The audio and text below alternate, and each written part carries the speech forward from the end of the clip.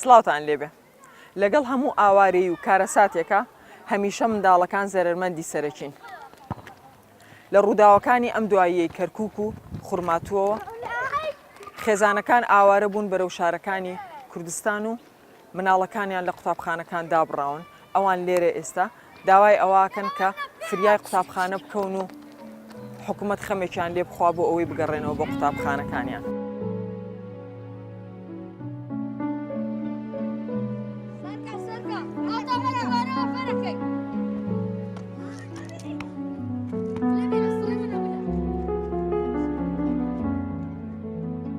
ناوچە کێشە لەسەرەکان یاخود ئەو ناوچانەی کە بوونەتە جێگەی ناکۆکی نێوان هەرێم و ناوەند ئێستا ئیتر ناوچەی داگیرکرا و پڕ لە شەڕ و شۆڕی تائیفی و مەزهەبیە. کۆی دەستگا و دامەزراوەکان بەرەو جۆرێک لە تێکچوون و پشێوی دەچن. لەم نێوەدا خوێندن و پەروەردە زیانی یەکەمی بەرکەوتووە. ئەم کەرتە هەستیار و گرنگەی ژیان جارێکی تر بەهۆی شەڕ و داگیرکاریەوە تووشی ئفلیج بوون دەبێتەوە و منداڵان وەک هەمیشە زەرمەندی یەکەمن.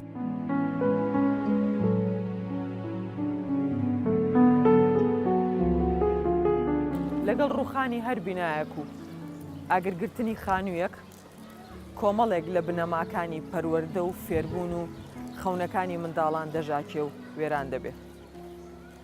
بەشێکی زۆر لەو منداڵانەی لەگەڵ کارەساتەکانی ئەم دواییەی کەرکووک و ناوچەکانی تردا ناچار بوون بێن لە شارەکانی تری کوردستاندا بژین بەبێ قوتابخانە لە ناو ستی و خانوە چۆڵەکان و گەڕەکە چۆڵەکانە ژیان بەسەر دەبەن و خەون بەوەوە دەبینن بگەڕێنەوە بۆ جێیەکان.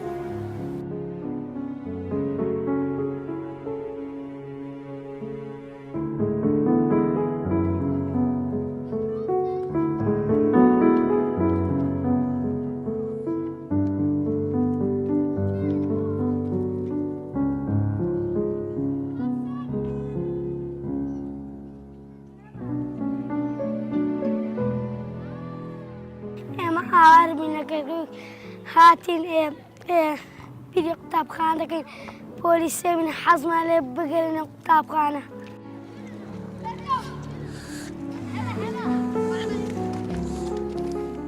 مارمانە پردیە لە هەموو سارێک لە مەتکەب یەکەم بوو زۆرم حەز لە مەتکەبە داوا دەکەین ئەومان بۆ بکرێ مەتکەب هیوادارم شتێکمان بۆ بکەن زۆر حەزم لێوێ نەشا.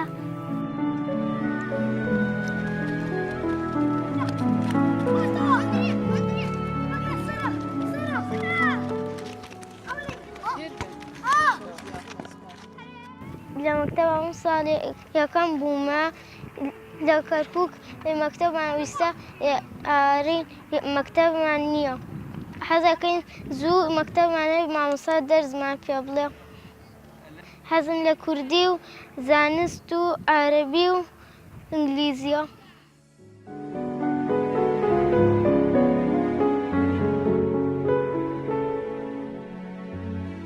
خەڵکی کەرکووکم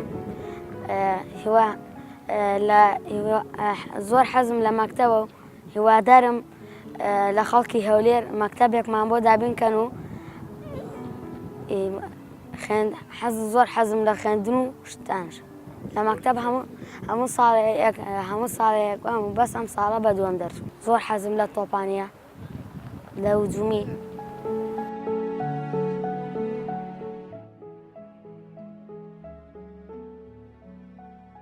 لە کەرکووک دانیشین لە فەیلق حەزمان بە قوتابخانەیەکمان بۆکەنەوە حەزمان بە قوتابخانەیەکە بۆمانکەنەوە هەر چەند کەناڵێکە هاتوونە هەرە لێ نەکتەبتان بۆکەینەوە دابین یەکەین هەر هیچمان نەماندینەوە نەک نەکتەبمان بۆکەن و نەهیچ. حەز ناکەین ساڵ نەکتەبەکەمان بفەوتێ چەند خانەیەکەیە چۆڵە و ئەلیانە نەکتەبێکمان بۆ دابین بکەن و حەزمان بە قوتابخانەیە و تاو.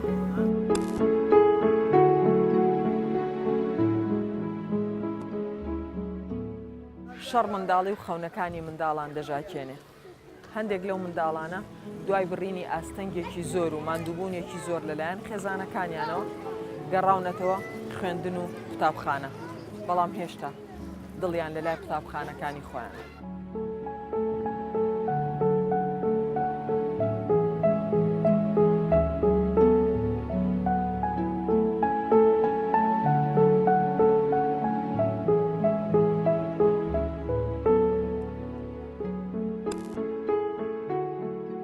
دیسانەوە بۆ لای کاکشکوور بووم. ئێستا لای کاکشکوور هاتووە و کتابی داوا پێم. ئەمە دووەم کتابەکەم، چوارەم قوتابخانەیە کە سەردانیانەکەم هەماشیەوە. ئەوە کتابێتتر میشەیە ئەڵێ وڵامی بدەرەوە. فەرمو کتابەکان ئەوانە کە دێنە قوتابخانەکان ڕاحەیان نییە، مامۆستایان نییە، هەر یەک و بەڵگەیەک شتێکمان بۆ دێننەوە.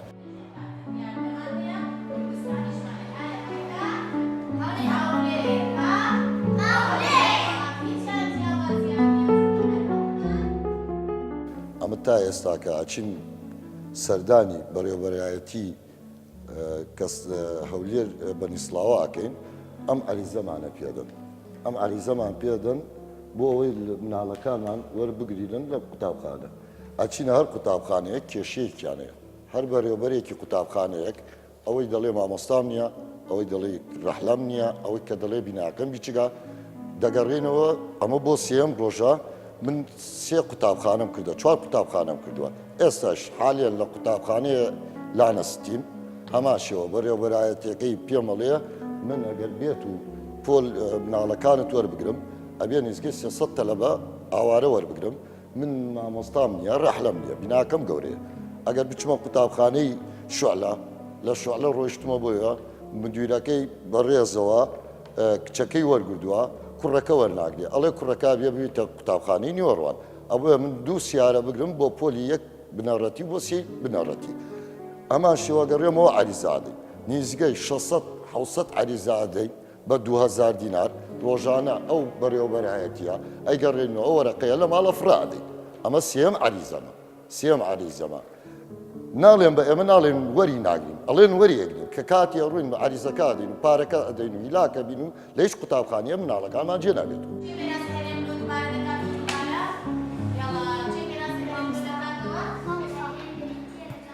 قوتابخانەکانی هەولێر سەرەڕای گرفتی دوودەوامی و کەمی مامۆستا و شوێنی پێویست بۆ قوتابیانی خۆیان هەوڵیان داوە قوتابی ئاوارەکانیش وەربگرن. 111 قوتابیمان وەرگرتووە لەو سنوورەی خۆمان کە ئاوارەی کەرکووکن لە کەرکووکەوە هاتوونەتە ماڵەکانی بڵین دانەستی.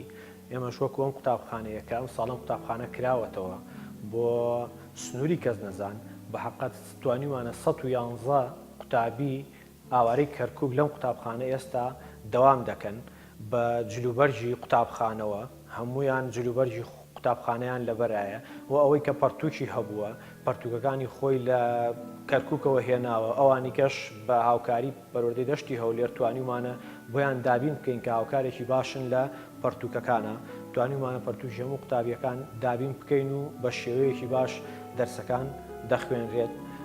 تەنیا ئەوەندەیە ئێمە قوتابخانەکەمان تازەیە کە بە قوتابخانەکەمان بەو شێوەیە کردوتەوە. ئێستا یەک مامۆستامان بۆ دێت، کێشەی هەندێک کەمی مامۆستامان هەیە، بەڵام لە داهاتوو ئینشاڵڵا ئەوەش چارەسەر دەکرێت. ئەو قوتابیانە دەڕۆن لە بەشی یاسایی پەروەردە تەعهودێک دەدەن، بەڵێن نامەیەک دەدەن کە من لەو پۆلە دەوام دەکەم. سبەینێ باوشی ئەو قوتابیە یان وەلی ئەمری ئەو قوتابیە بەرپرسە لەوەی کە ئەو قوتابیە لە پۆلی چەند دەوام دەکات. ئەگەر پۆلی 5 بێت دەبێت لە پۆلی 5 بەڵێن نامەکە بدات و قوتابیەکە لە پۆلی خۆی دێت. لەسەر ئەو ئەساسە ئێمە قوتابیەکان وەردەگرین، بەو شێوەیە لە پۆلەکان داوامیان پێ دەکەین. ئەوانە بە شێوەیەکی کاتی لە لای ئێمە وەرگیراون، ئنجایتر نازانین چەندێک دەمێننەوە یان چەندێک لە لای ئێمە میوان دەبن. بە حەقەت شێوەی مامەڵەکردنمان لەگەڵ یانە زۆر بە نەرمونیانی لەو حاڵەتی کە ئەوان هاتوونەتە وەزعی ئێستاوە، بە حەقەت بە شێوەیەکی زۆر نەرمونیان و ڕێکوپێک تەعاملیان لەگەڵەکەین، مامەڵەیان لەگەڵ دەکەین. ئەوانە حتا ئەو کاتێک کە میوان من لە لای ئێمە دەیانخێنە سەرمان سەر چاومان، هیچ لەگەڵ قوتابیەکانی خۆمانە کە ئەوانیش هەر قوتابی خۆمانن فەرقیان پێ ناکەین. بکە تۆ لە شوێنێکەوە دەیتە شوێنێش کە بەڕاستی لێرە لەوانەیە لەو خانوانەیە وەزعیان خراپ بێت، لە ناو ماڵ و حاڵی خۆیانە دەرچوون، یعنی حاڵەتێکی وایان لا دروست بووە تاوەکو دێنەوە سەر خۆیان کاتی دەوێت بە حەقەت لە حاڵەتێکی نەفسی زۆر خراپدان انشاءالله بە هەمومان هەوڵ دەدەین چارەسەری بکەین.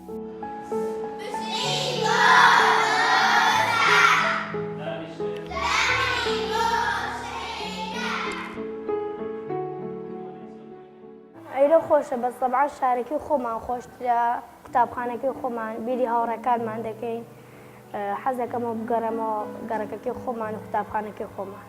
باوکم پێشمەرگەیە هەروەها کە حەشتیان هاتە سەرمان و ڕامان کراتین بۆ جارێ. خۆم کتێبم هاوە لەگەڵ خۆم. بیری لە نیای برادەرم زۆر لەبەری هاوڕێکی زۆر نزیک و باشم بوو. ئاسیای برادەرم یعنی زۆر هاوڕێمێ بەڕاستی. سڵاوێکیان لێ دەکەم و زۆر بیریان دەکەم حەز دەکەم بگەڕێمەوە بۆ لایان بەڕاستی.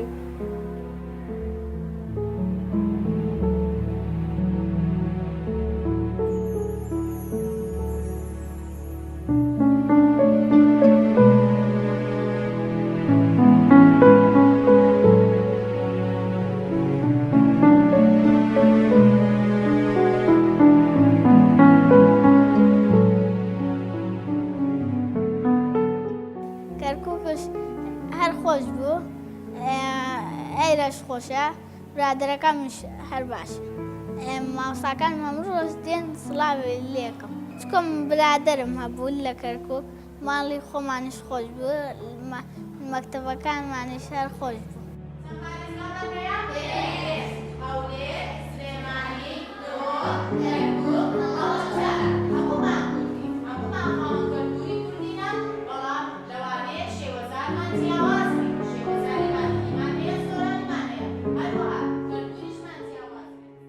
من حەز دەکەم بچمەوە کەرکووک چکە کەرکووک خۆشی خۆمان بوو ئێمە ناو کەرکووک ژیانی خۆمان بەسەر برد چکە برادەری خۆمان ماڵی خۆمان ئەلێ بوو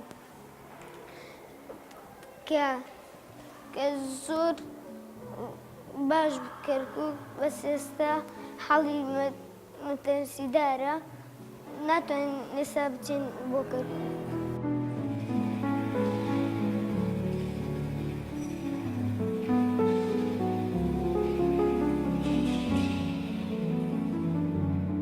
هاوڕێکان زۆر خۆشەویست بە تایبەتی هاوڕێکمە بوو ناوی هەورەمام. بەڵێ هاوڕێ دیکەشمە بوو ناوی ئیمان بوو زۆر هاوڕێمە بوو. هاوڕێکانم زۆر خۆشەویست وەک برای خۆم بوو. ئێستا حەز دەکەم بڕۆمەوە بۆ کەرکووک بیری ماڵ خۆمانە. ئێمە لە ما باپیرم دانیشتووین زا بۆ تۆپ لە ئێمەیاندا ئێمەش یەکسەر ڕامان کرد.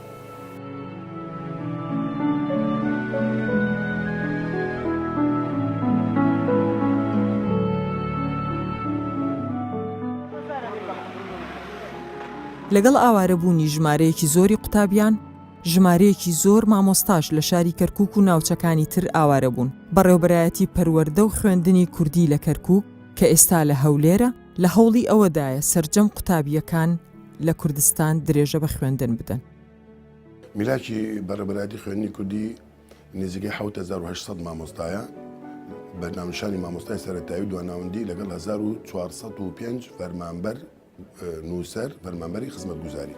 ئەو میلاکانەی ئێستا لەناو شاری کەرکووک لە قوتابخانەکانە بەردەوامن کاری خۆیان ئەنجامەدەن ئەوەشی کە ئاوارە بوو بۆ سنووری شارەکاری هەرێم بەهۆی ئەو کاری داگیرکاری کە دووچاری شاری کەرکووک بوو ئێستاوانە ئاوارە بوونە ئێمەش لە قۆناغی یەکەم پێیانمان ڕاگەیاندووە کە بێن لە ئۆفیسی بەڕێوەبەرایەتی خوێندنی کوردی ئێستا لێرە ناو خۆیان ناونووسکەن و هەروەها لە پەروەردەی سلێمانیش لە لای سکرتێری مدیر عامی تەربیە سلێمانی خۆیان ناونووس دەکەن ئەگەر وەزعەکە زۆری خایاند ئەوان دەست بەکاربوونیان بۆ کرێ لە سنووری پەروەردەکانی سلێمانی و هەولێر لە قوتابخانەکانی ئێرە ئەگەرش کەمی خایاند وەزعەکە چاکەوە بوو ئینشاءڵڵا ئەوانە دەگەڕێنەوە قوتابخانەکانی خۆیان زۆر بە ئاسایی.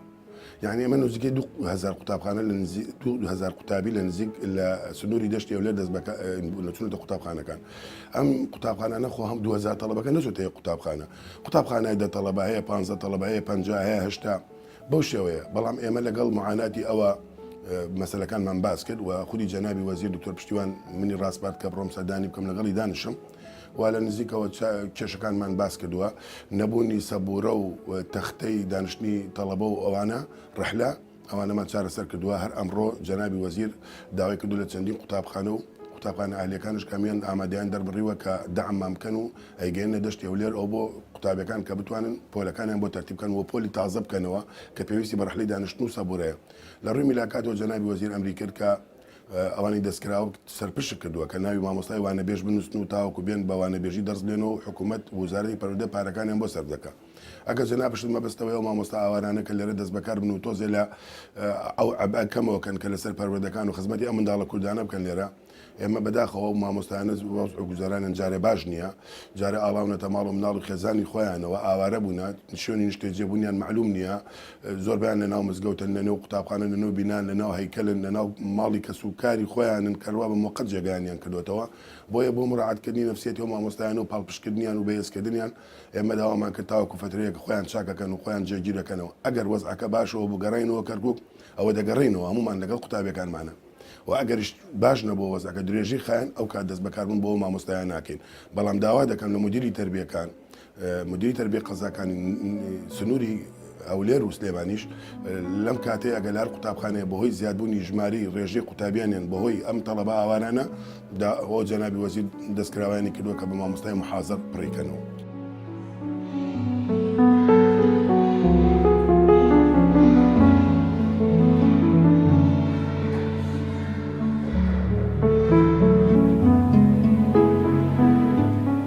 وەزارەتی پەروەردەش بەنۆرەی خۆی لە بەرنامەی کاریدایە کە مامۆستا ئاوارەکان بە پێی پسپۆری خۆیان لە هەرێمی کوردستان وانە بڵێنەوە. ئەو قوتابیانە قوتابە خۆشەویستانەکەەوە لە کەرکووک هاتوون ڕویان لە پارێزگای هەولێر کردووە بە تایبەتی سنووری بەڕێوەبەراتی پەروەردەمان دەشتی هەولێر بە پێویستمان زانی دەرگای گشت قوتابخانەکان بەڕووی ئەو قوتابە خۆشەویستانەوە واڵا بکەین. بۆیە تاکوی ئێستا نزیکە 2000 قوتابیمان وەرگتوون. لەبەر ئەوەی بەدام ئەو قوتابە خۆشەویستانە دێن بۆیە لە ڕۆژی 2017 لەگە بەڕێز بەڕێوەبەری خوێندنی کوردی لە کەرکووک کۆبنەوەکمان لێرە ئەنجامدا سازدا تاکو ڕێگە چارە بۆ ئەوانیش بدۆزینەوە لەسەر ڕاستپاردەی جەنابی وەزیری پەروەردە کە بەڕێزیان ئێمە ڕاستپاردووە بە هەموو جۆرە هاوکاری ئەو قوتابە خۆشەویستانە بکەین. بۆیە نزیکەی 600 قوتابی ئەوانیشمان تەرخانکردن بۆ قوتابخانەی لانەسەتی کەەوە ئیمسال کردومانەتەوە تاکو لە داوامی دوام بەکاریان بێنین ئەو قوتابی خۆشەویستانەش لە پرۆسەی پەروەردە فێرکردن کە بەداوام بە خوێندنیان بدەن بێبەش نەبن. سەبارەت مامۆستا تاکوی ئێستا بەڕاستی ئێمە مامۆستاکانی کەرکووکمان بەکارهێناوە چونکە ئەوان پێویستە موافقەیەکی وەزارەت هەبێتن تاکو ئەوانە داوام بکەن. بەڵام مامۆستاکانی خۆمان هەمومان تەکلیفمان کردون گوتمان هەرچەند ئەرکی بەڕێستان زیاتر دەبێتن بەڵام وەکو ئەرکێکی نیشتیمانی ئێمە بە پێویستمان زانی هەموو قوتابیەکان وەرگرین ئەگەر چی سەختیش بێ بۆ ئێمە. بەس سەبارەت ئەو بابەتە شەڕۆکو ئاماژەم پێکرد پێشووتر کۆبوونەوەکومان سازگر لەگەڵ بەڕێوەبەری خوێندنی کوردی تاکو لە نزیکەوە ئاگاداری ئەو بابەتە بین ڕێگە چارێک بدۆزینەوە بۆ هەر گرفتێک کە دێتە پێشمان. سەبارەت هاوکاری بەڕاستی لەسەر ئەوە دەکەوتە سەر شانی مامۆستانی بەڕێز چونکە لەوانەیە 30 قوتابی لە پۆلێکدا بن ئێستا نزیکەی 50 قوتابی لە پۆلێکدان.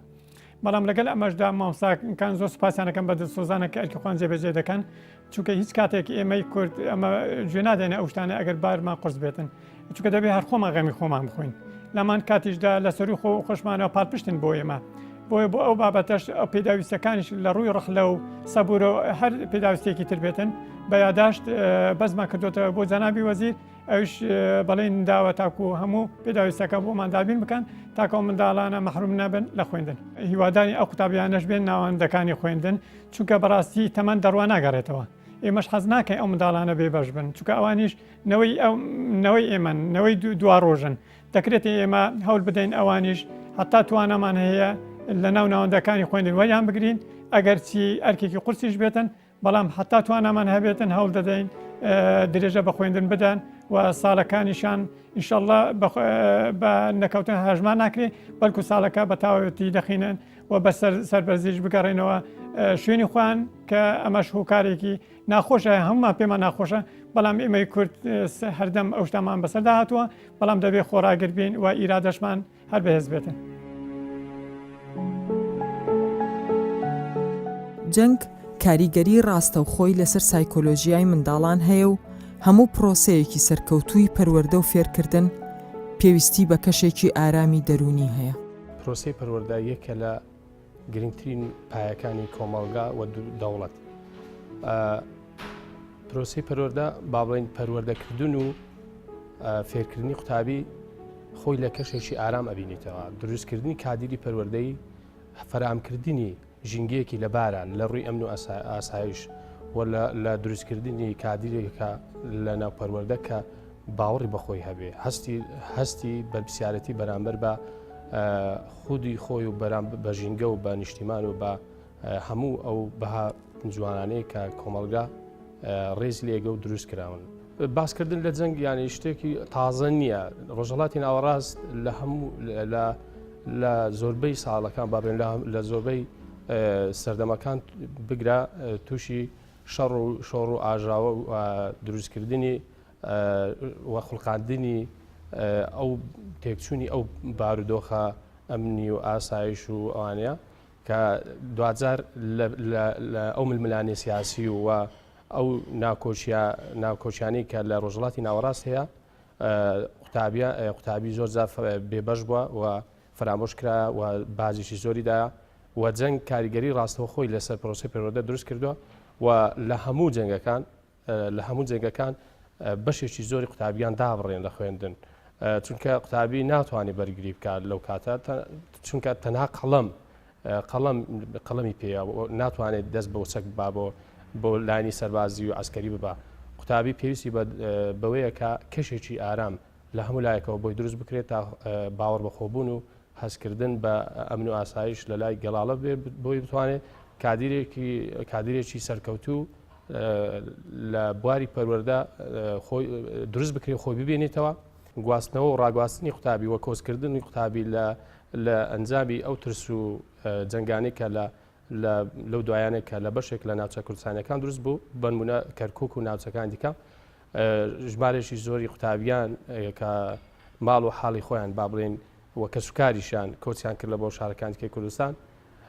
ئەمە وا دەکات قوتابی زۆرێک لە ترس و دڵە ڕاوشەی لەلا دروست ببێ وا لێ دەکات کە بەڕاستی گومان لە هەبوون و گومان لەو شوێنە بکە کە بۆی ئەگوازرێتەوە ینی ناتوانێت خۆی بگونجێت لە گەرژینگەیشکە چونکە لە منداڵیەوە کە ئەو قوتابیە لە شوێنێکە پەروەردە بووە لە کۆمەڵی زکریاتی تایبەتی خۆی هەیە بۆ شوێنە و کۆمەڵێک دەستکەوتی تاچی و گشتی هەیە لەو شوێنانە بوونە هاوڕێ بنمونە وەرگین کە لەوێ توانیتی هاوڕێ دروست بکە کە توانیتی پەیوەندی دۆستایەتی لەگەڵ مامۆستاکەی خۆی دروست بکە کە توانیتی گومان نەکات لەو شوێنێکە لە بۆیەتی و لەگەڵ دروست بوون و ڕوویدانی ئەو بارودۆخە ناسە خامگیرەیەکە لەو ناوچانە دروست بوو کۆچکردنی بە لێشای قوتابیان لە بۆیرانە هەم لە بارگرانیەکی زیاتر دروستەکات لەسەر قوتابیانی شارەکان دیکەوە هەمیش قوتابیەکە ناتوانێت خۆی بگونجێنی.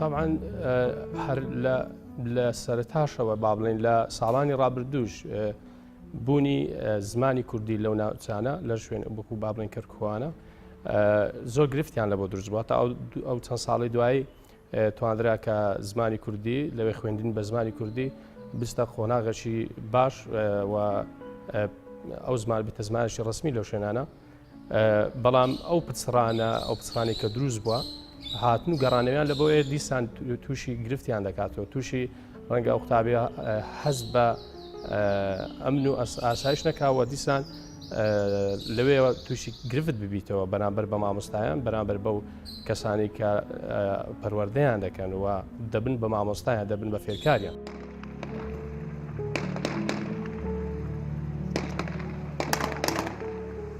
ئەم ناوچەیە شوێنی بەریەککەوتنی بەرژەوەندیە گەورەکانە کە بەردەوام شەڕی گەورە و کارەساتی گەورە دەخڵقێنێ.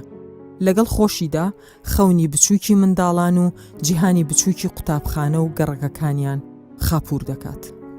لەگەڵ هەموو جەنگێکدا بەشێک لە دنیای منداڵان و پایەک لە پایەکانی پەروەردە دادەڕوخێت.